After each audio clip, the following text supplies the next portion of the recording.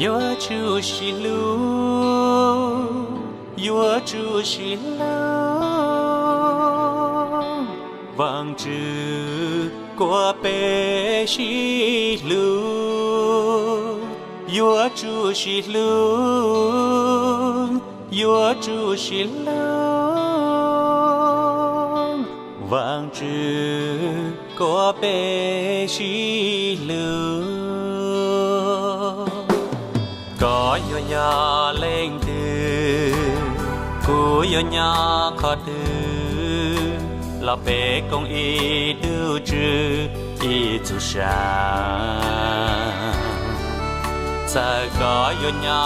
can tê ha cú yo nhà ao tê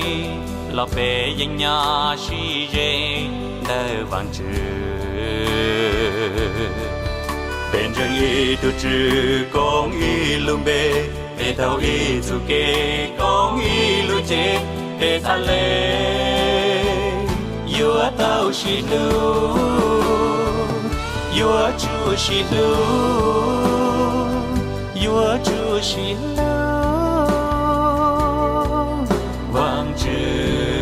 của bê shi lu your true she lu, your true she lu, vang chữ của bé she lu, có ya nên lắng chi, cú ya sen lắng chi, lọc bé sốt lời ya y đời vang chữ. Sa có ya nên lúa nu ha cú ya nên gió nhẹ là bé những ya y chê đời vang chữ